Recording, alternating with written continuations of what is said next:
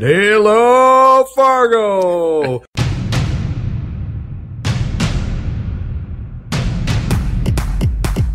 You dingle hopper? What?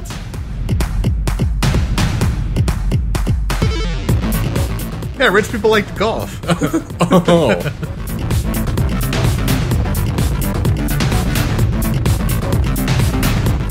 You f***ing work for a second. Okay, quiet time. And now for two guys who think they have something to say to the world. Here's Natty Ice and Wise Kai. Hey folks, and welcome back. How much north could a nowhere buy if a north by nowhere northed? I am really confused as to what we're even talking about right now. Welcome.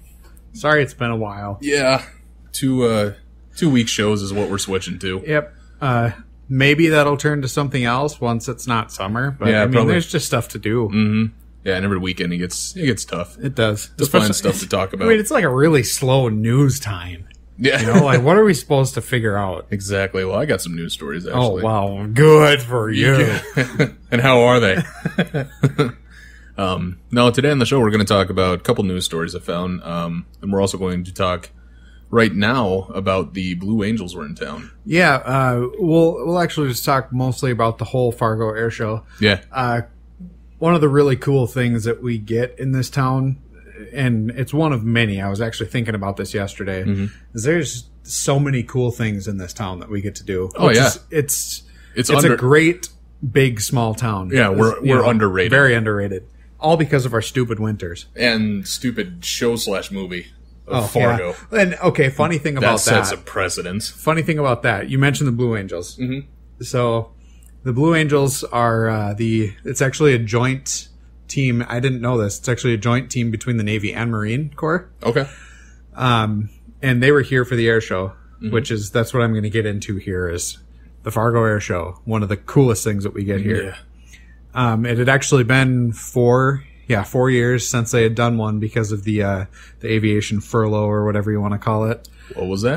That was where they were basically just on strike / government didn't have enough money to do this type of thing. Oh, I didn't anymore. even hear about that. Yeah. Huh. Yeah, there was a reason they haven't been here in 4 years. And Oh. they actually didn't have an air show for those 4 years. I either. just assumed it was a thing because that's basically when I moved up here.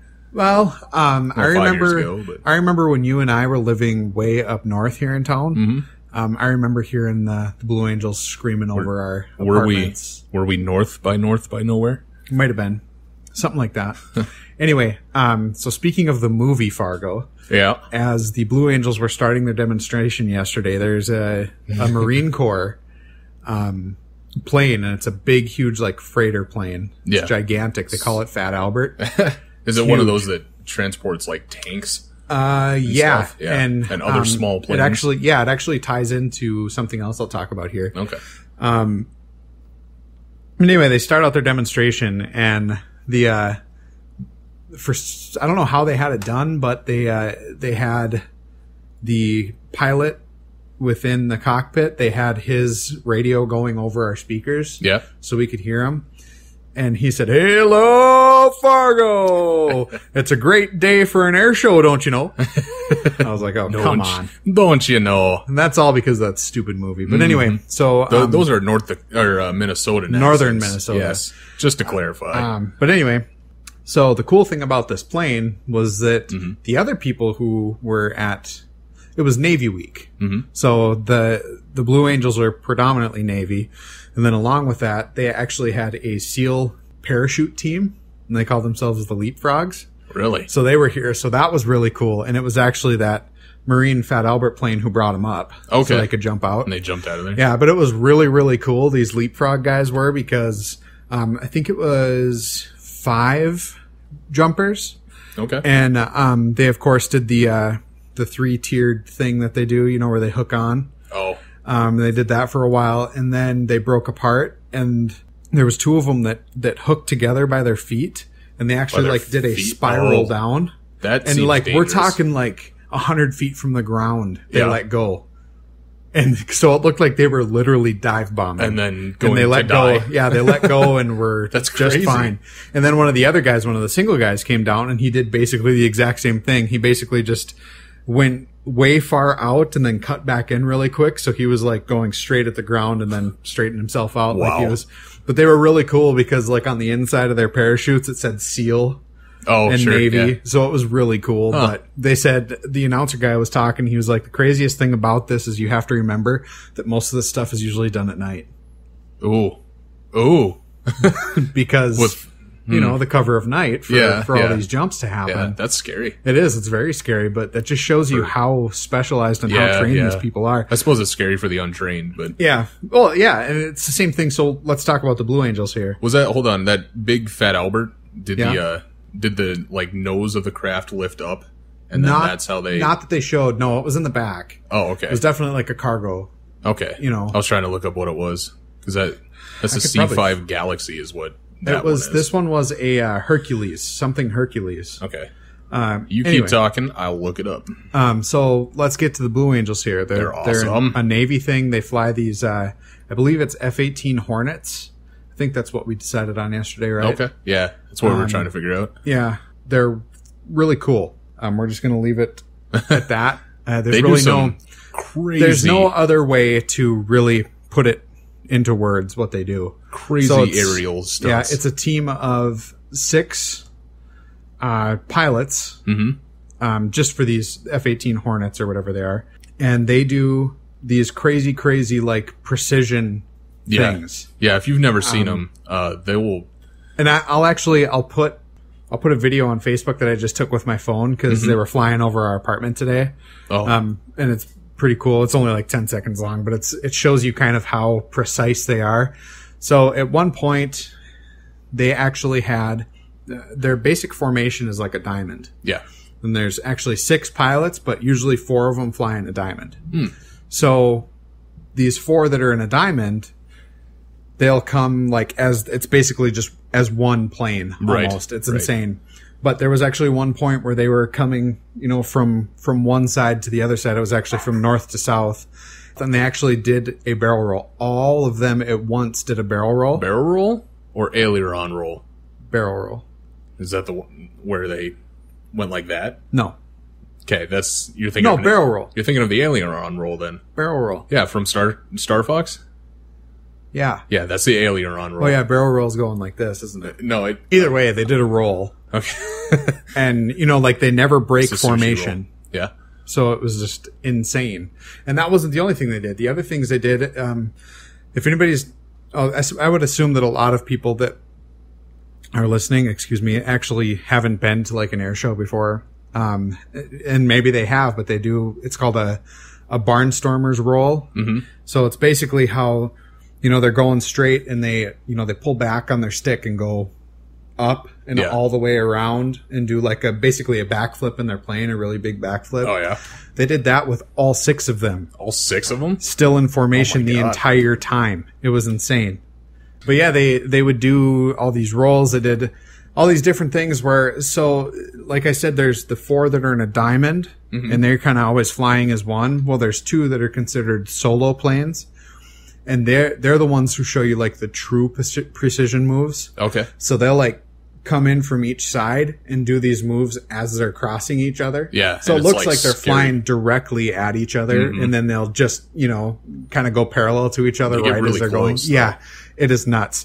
And we'll share their Facebook page because there's some really cool pictures on there of how close they actually are. Yeah. And to actually see how close they are in these pictures and then watch the show gives you even more of an appreciation for what they do. And like the lady and I were in VIP seating, so we were like right there. So we got to see everything and how close it actually was. And we were in the VIP seating. It was no big deal. All the lesser people were behind us. But anyway, so it was just really cool. And then today they were flying over our apartment, and it actually gave us a little bit different of a vantage point. Oh, sure. And how far south they actually went. Because the airport where this is at is in the way north part of town here.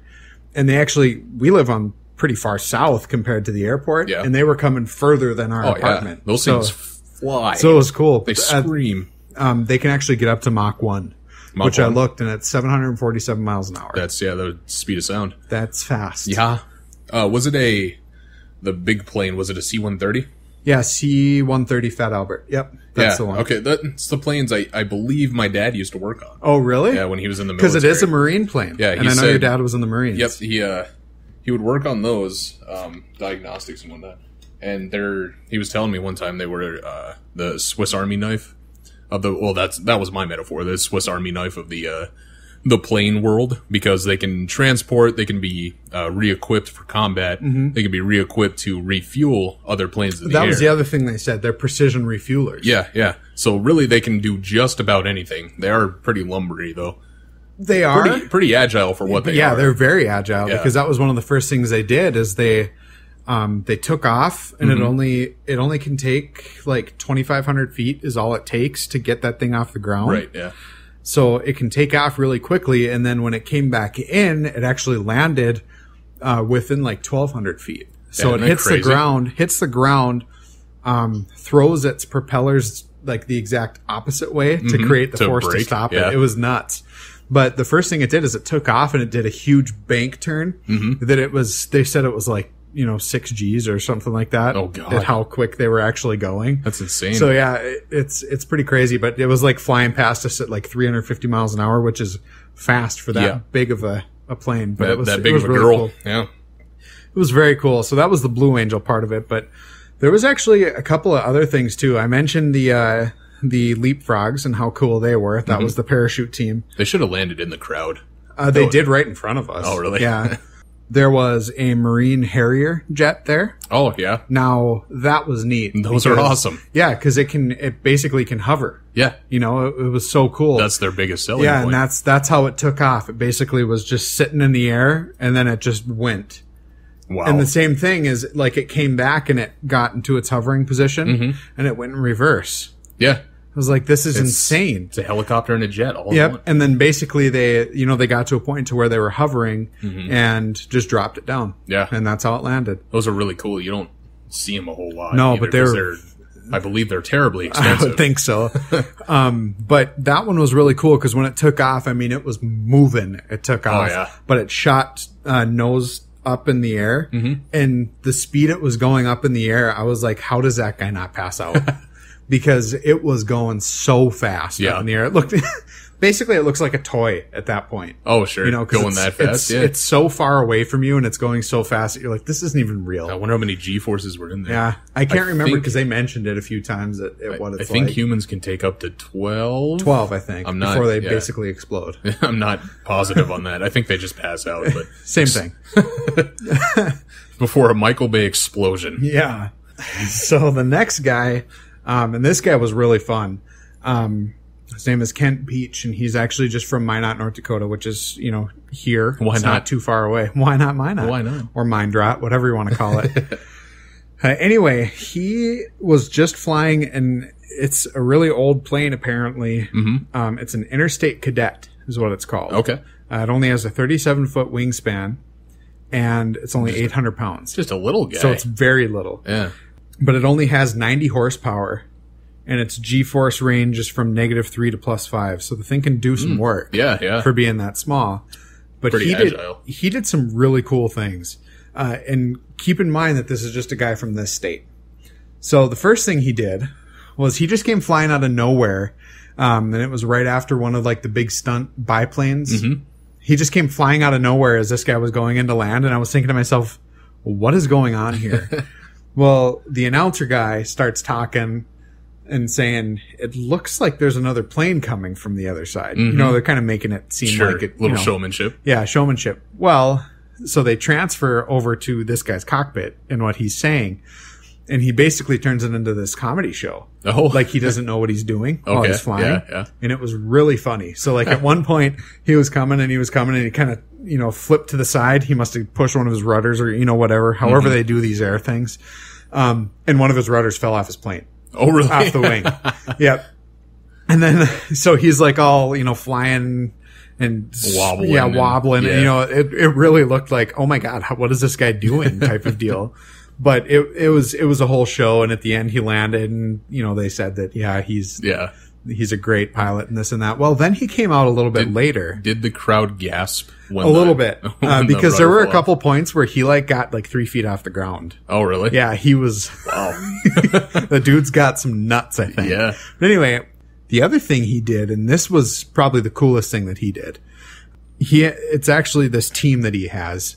And his little interstate cadet they must be sponsored by Jelly Beans. Okay. So it's got a bunch of jelly beans on it. Perfect. Yeah, it is. It really is. But anyway, he decided he was going to land this plane on a platform that was on top of a truck. So that takes some doing. This was really cool. And yesterday there was actually a pretty decent breeze in the air. So he went and he got this altitude and kind of played with the wind a little bit. And then this truck with the platform on top of it went down the runway. Oh. And it got to a point to where the pilot was coming in, and he was coming in, and he was coming in, and then the truck basically just took off. Oh. And it got to a point where he was right on top of it. Well, it took him 3 tries, and it was all because of the wind, apparently. Sure. But it was crazy because it got apparently right at the front of this platform. There was 2 little clamshells that his wheels fit into. Okay. And that's how he stopped. Well, he would have to decelerate and the driver of the truck would have to decelerate at the exact same time in order to get the back end of that plane to sit on the platform. So that was really cool to see. The other thing he did is he actually demonstrated what it would be like for someone in that type of a plane to be at 6,000 feet or so. These are small planes. Right. Be at 6,000 feet or so and have your engine cut out. So a free fall. It was a free fall, basically. No thanks. But it wasn't a full free fall because you got to remember this guy's a show pilot. Right. So the entire time he was coming down, he was still doing his rolls. He was still doing his flips. He was in control. So he was definitely in control. But the craziest thing is when he landed, he actually made a bet with the announcer of the air show at a dinner that he could land it anywhere he wanted. Well, the announcer said, if I put my hand out, can you get it to touch my hand? And sure enough, he did. Wow. So when he landed just at the point to where the tip of his propeller was directly in the palm of his hand. It was unreal. So crazy. And there are a couple of other cool pilots. There was one guy, his name is Kyle Franklin. Actually kind of a whole tragic life that he's had. He lost his wife during a stunt. Yikes. His dad and his father-in-law died during a stunt, collided in the air type of deal. Wow. And this guy is still doing this type of thing. Well, he's part of this group called the Immortals, and it's him and a couple other guys. And there's actually a jet-powered school bus, as crazy as that sounds. Seriously? So that thing was insane. Wow. But anyway, these guys were doing crazy stunts in the air with their little biplanes. Yeah. And they were doing it at the exact same time and coming at each other. So it's very nerve-wracking, especially if you know the guy's history and how terrible things have been for him. But it was kind of funny because these 2 planes were buzzing this school bus, and every single time that they came close to the school bus would just shoot fire out the back of it, get away from me type of deal. But at one point, they actually raced each other, a plane and this school bus. And the school bus? Oh. And God, that school bus could move. I bet. And they said during that little demonstration that he did, he used 127 gallons of jet fuel. Just for that little part. Jeez. 5 minutes type of deal. But it was really cool. I bet. Did the school bus win? I think it was kind of a tie. Oh, was it? Yeah, it's tough to judge something like that. But yeah. It was really cool to see a school bus booking down a runway at 300 miles an hour. That's crazy. As far as other stuff, there was actually an air guard pilot. He's from Minnesota, and he has this little plane that he flies, and it's incredibly agile. Is it? So when he was doing rolls and stuff, it literally took half a second for him to do a full roll.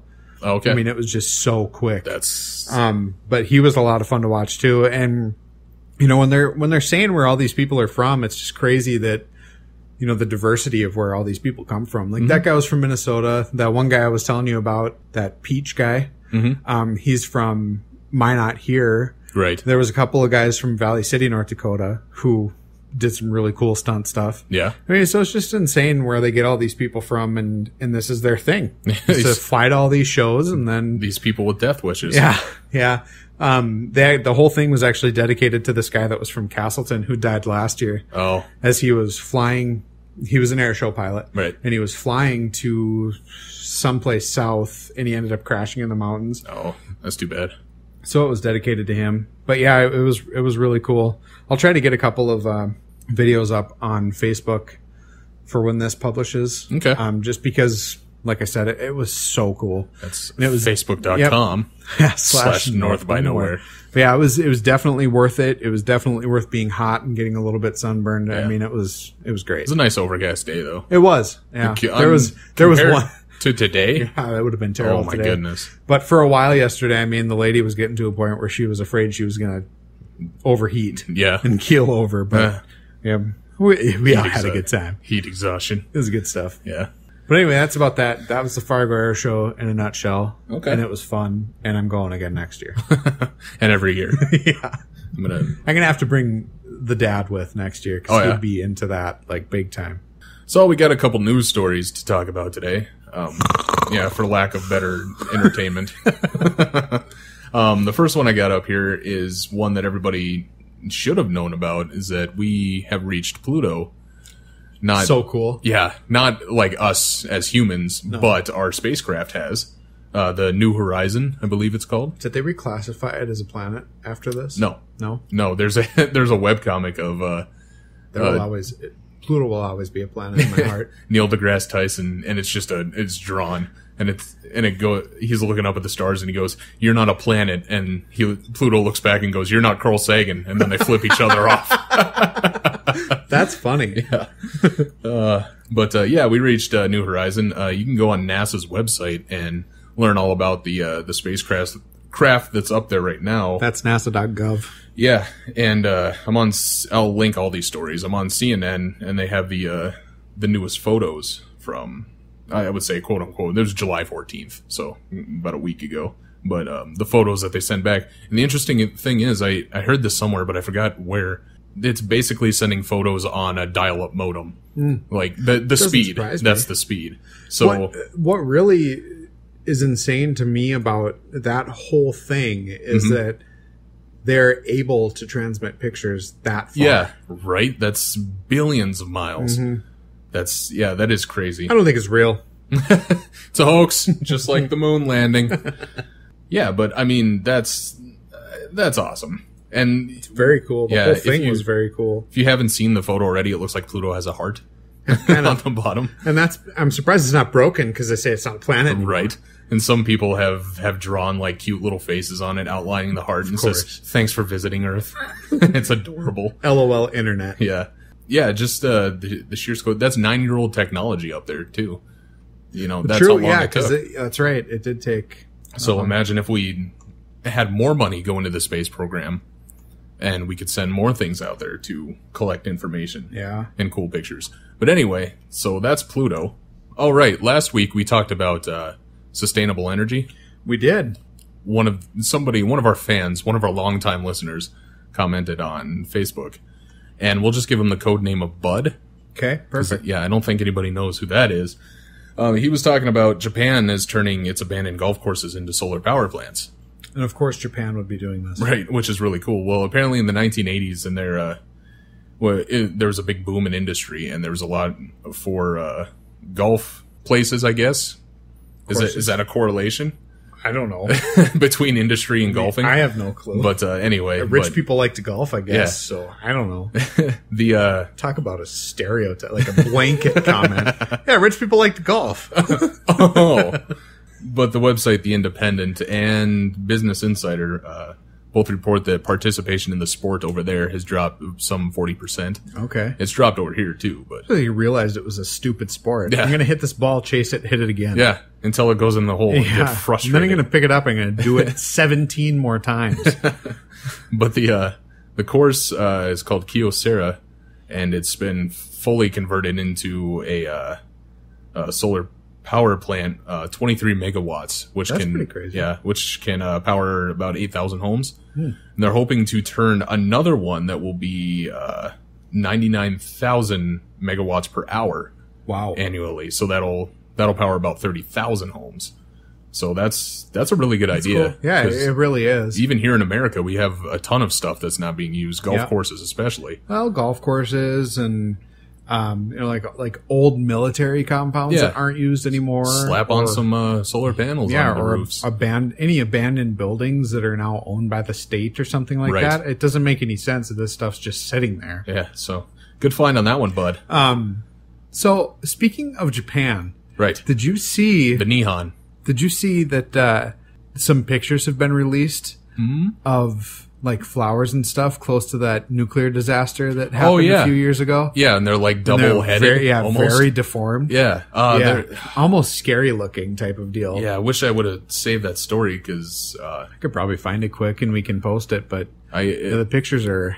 Whoa, weird. I follow I f***ing Love Science on Facebook, and they had an article on that. I didn't read it, but they... Very weird mutated. Looking. Yeah, very mutated. And it really makes you wonder... Well, the header was, what is happening to the flowers over there? And I should have read it, but I scrolled past it. But it really makes you wonder what would happen if, something like that were to happen where there's a huge population of people and how weird things would be for the years to come. Oh, definitely.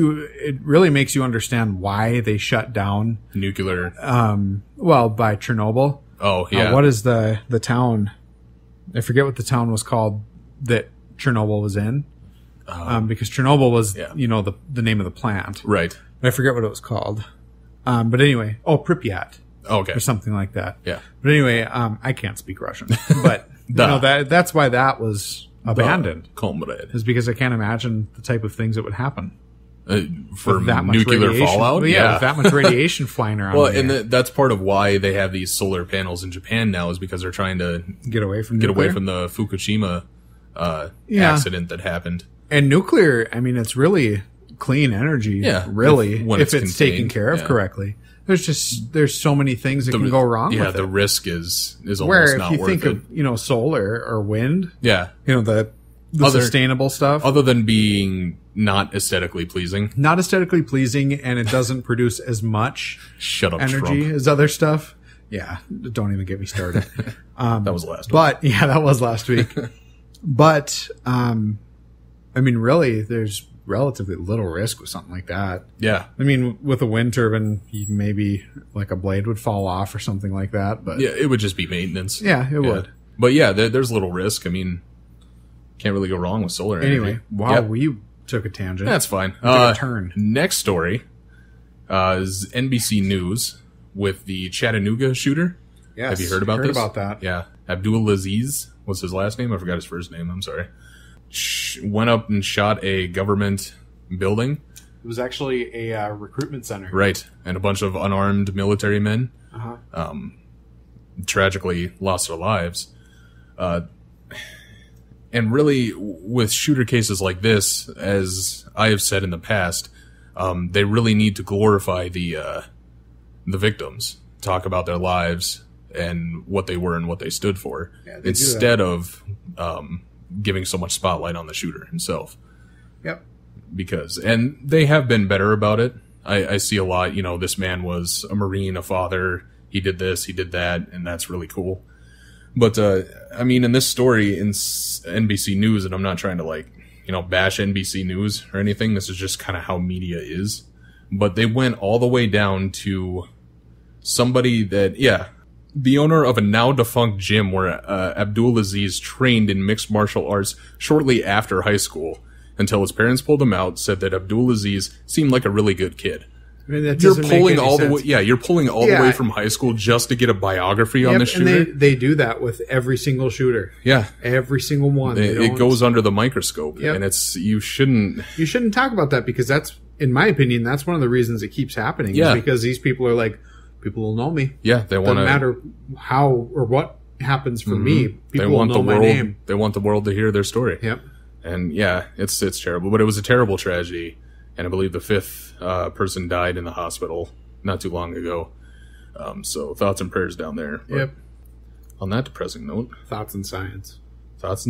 We have the Western powers, i.e. us, reach a long-sought nuclear deal with Iran. Yes. If you know anything about the presidencies, Obama inherited a mess from George Lesser Bush Sr. Jr. But anyway, and one of those was growing tensions with Iran and their nuclear capabilities. So what we have done is kind of struck a deal with them that said if you stop 98% of what you're doing, essentially, then we're going to lift all these restrictions that we have on you. I'm not going to get into details because you can look it up on yourself. But anyway, under the deal, Iran would be required to remove 2/3 of its installed centrifuges and 98% of its current uranium stockpile. To bring the quote-unquote breakout time, Iran would need to make a nuclear weapon up to 1 year from the current estimated couple months that it is now. So if Iran scrambled and said, we need nukes because we're going to war, it would take them a year to do so under this deal. Right now, they're guesstimating that it would only take a couple months for that to happen. I don't know what restrictions we placed on Iran. I'm sorry, I'm not worldly political. But I'm assuming it's a bunch of trade stuff or just other things that can affect the world. If you know, drop it in the comments. But I think that's a really cool thing. Yeah. I mean, it over is. There. Sorry, I didn't know you were talking to me. I thought you were just going to keep going. But anyway, yeah, I would agree. I mean, the more that we can work together and kind of calm down some of the tensions that have happened. In the Middle East. Don't get me wrong. From what I've read about this whole thing, it doesn't really sound like it's calming down any tensions, really.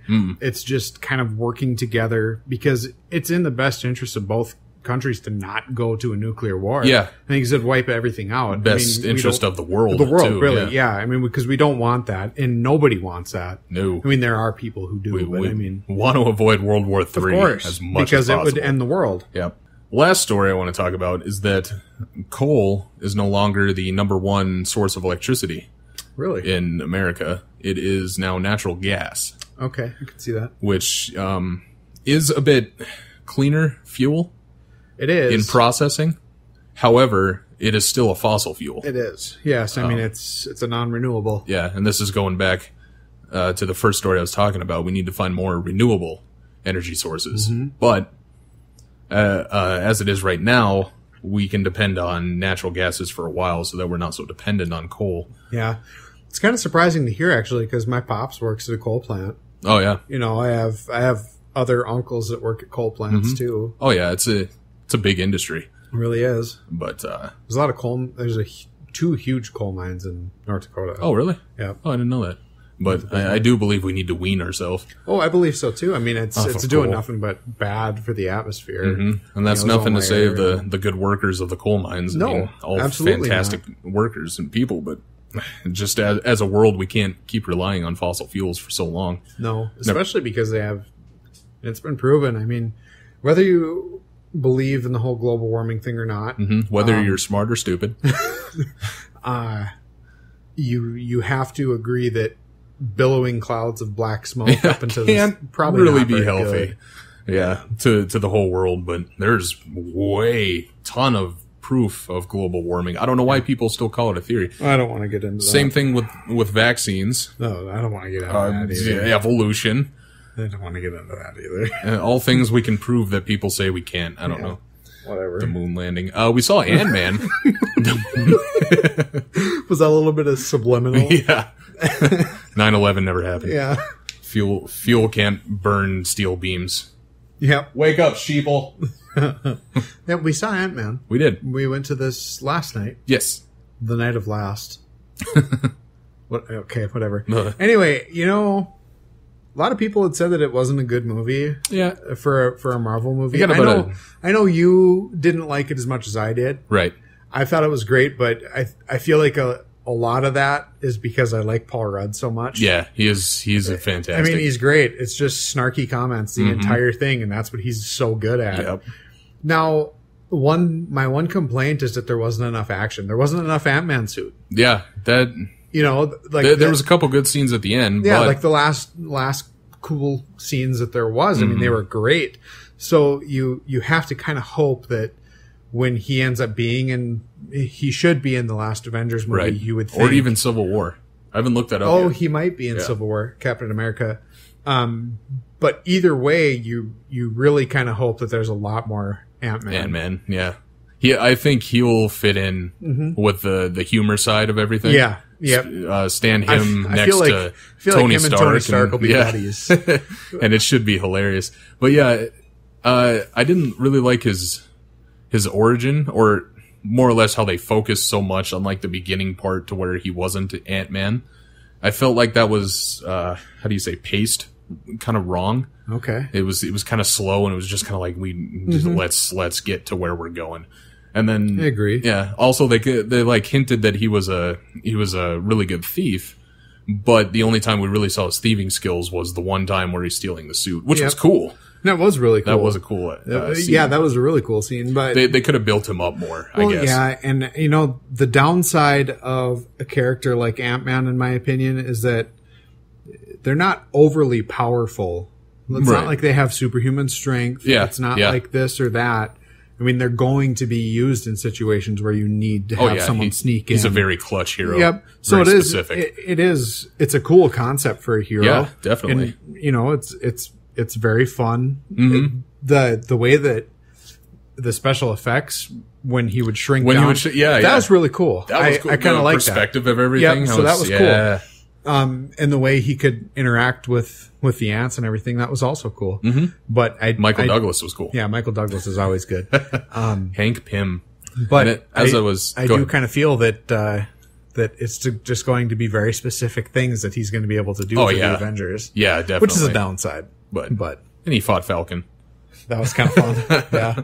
But as I was telling Ice over there, Hank Pym, for those of you who don't know, was the original Ant-Man in the comics, and he is the one that started the Avengers in one of the iterations. I believe the original iteration of the Avengers is him, Hank Pym, and his wife, the Wasp, are the ones that pull everybody together. Yeah. Can I make an aside about that? Huh? I'm tired of Nick Fury.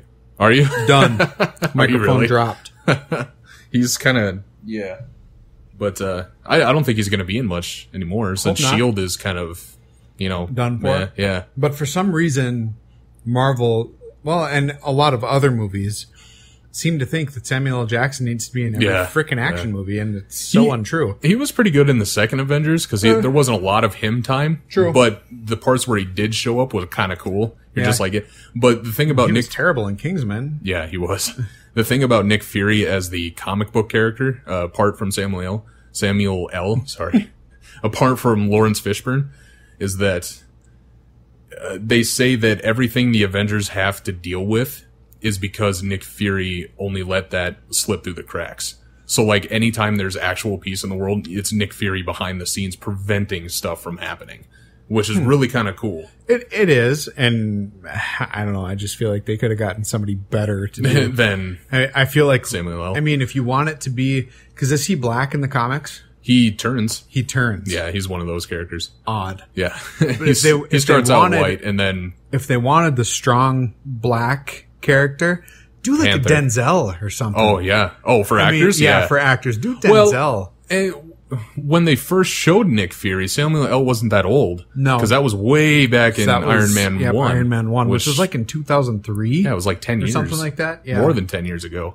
So if they would have sped up the Avengers to like that date, he would have been fine. But sure, something to say about age. I mean, I think he's getting I think so a little too old. But anyway, I don't think there's going to be very many more Marvel superhero movies. I mean, we're getting close to the end of Phase 2, and then it'll go into Phase 3, and I think that's it. Yeah. But there is going to be 2 more Guardians of the Galaxy, which is okay because the first one was awesome. Yeah. Other than the 5 new Spider-Man movies that are probably coming out. There are going to be too many Spider-Man movies. Yeah. I'm already sick of them. Well, yeah, I mean, I was sick of them after the first 2. And it's all because of deals and stuff going on between the movie companies. I'm really hoping that this next X-Men that comes out is the last one. Yeah, me too. I know it's the last one that Hugh Jackman is going to be in. Yeah. Did you see Apocalypse? I did. He looks terrible. Who? The Apocalypse character that they get. Oh yeah, they show a cameo in the trailer. He looks like a cosplay gone wrong. Yeah, he really does. In fact, I saw on Facebook, and maybe I'll find it again. They put a side by side of somebody who did cosplay next to the movie guy, and he looked way better. It was I don't know about that. Apparently, the Deadpool trailer is going to come out this week. Ooh. From what I hear. I'm excited for that. I hope it's a Red Band trailer so badly. Just so they can have rated R. Him being his mouthy self. Yeah. That'll be a good movie to see. We should put the link to that. Did you watch that? Yeah, that was Deadpool so funny. Whoever played the Joker at his voice was spot awesome. on. Yeah, he's actually like the producer of those. I saw that. But yeah, we should put that video. It was the Joker and Harley Quinn versus Deadpool and Domino. And it was really cool. I don't know much about Domino. I don't either, but I know that the girl that played Inara and Firefly, that's who's playing Domino in the Deadpool movie. Oh, okay. Cool.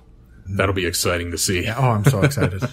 But anyway, as always, North by Nowhere is brought to you by Audible.com.